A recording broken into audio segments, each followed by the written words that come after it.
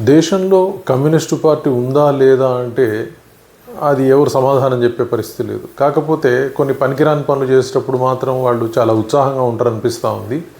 So ఇప్పుడు అదే కనిపించింది. పశ్చిమ బెంగాల్ నుంచి కొన్ని వార్తలు వచ్చాయి. అక్కడ ఏమైపోయింది అంటే భారతదేశం ఎప్పుడైతే పహల్గామ్ ఇష్యూ జరిగిందో ఇమీడియట్గా వాళ్ళకి సింధు నదీ జలాలు మీకు రాకుండా చేస్తామని చెప్పేసి ఇక్కడ ఆపేసేసింది. సో డెఫినెట్గా అది ఎవరైనా చేయాల్సిందే. సో అదే భారత ప్రభుత్వం చేసింది. ఎందుకంటే శత్రు దేశానికి మనం నీళ్ళు ఇవ్వాల్సిన అవసరం లేదు. అయితే ఎప్పుడైతే అది జరిగిందో ఇప్పుడు కమ్యూనిస్ట్ పార్టీ ఆఫ్ ఇండియా వాళ్ళు ఏం చేస్తూ ఉన్నారు బెంగాల్లో అంటే సింధు జలాలని పాకిస్తాన్కి ఇవ్వకపోవడం దేశ వ్యతిరేక చర్య. ఏ దేశానికి వ్యతిరేక చర్య అది వాళ్ళు చెప్పాల్సిన అవసరం ఉంది. అంటే వీళ్ళు పాకిస్తాన్ వాళ్ళ మరి ఇండియా వాళ్ళ. సో దేశ వ్యతిరేక చర్య. సో ఆ దేశానికి మీరు సింధు నది జలాలు ఇవ్వాలి అని చెప్పేసి వాళ్ళు ఏదో ర్యాలీలు తీసేసి బెంగాల్ మొత్తం కోల్కతాతో సహా మొత్తం ర్యాలీలు తీసిరన్న వార్తలు వచ్చాయి.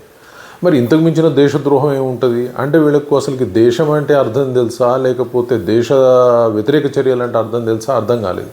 అంటే పాపం పార్టీకి మనుగడ లేకుండా పోయింది కాబట్టి ఏదో చేసి ప్రజలల్లా గుర్తింపు తెచ్చుకుందామనా లేదా బెంగాల్ ప్రభుత్వం నరేంద్ర మోడీ ప్రభుత్వానికి వ్యతిరేకం కాబట్టి ఏదో ఒకటి చేసేసి ఆమె ప్రాపగాండా అని పొందుదామని ప్రయత్నమా? ఓవరాల్గా చూస్తే ఇలాంటి చర్యలు మరి నరేంద్ర మోడీ ప్రభుత్వం ఎందుకు ఎంకరేజ్ చేస్తుంది? ఎందుకంటే ఇది దేశద్రోహ చర్య కింద తీసుకొని వాళ్ళని అరెస్ట్ చేసి లోపటేసేయచ్చు. మరి ఎందుకు వేయటం లేదు అర్థం కాలేదు.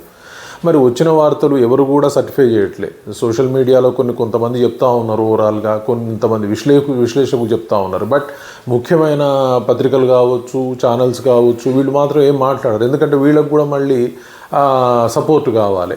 పూర్తి స్థాయి వ్యతిరేకత వచ్చిన ఇబ్బంది కాబట్టి వీళ్ళు కూడా పూర్తిగా చెప్పరు. మరి ఓవరాల్గా ఏం జరిగింది తెలియదు. కానీ కొన్ని వార్తలు ఇలా వచ్చాయి. ఇది మాత్రం సరియైన విధానం కాదు. ఒకవేళ వాళ్ళు చేసినట్లయితే అది డెఫినెట్గా వ్యతిరేకించాల్సిన అవసరం ఉంది. Thank you very much.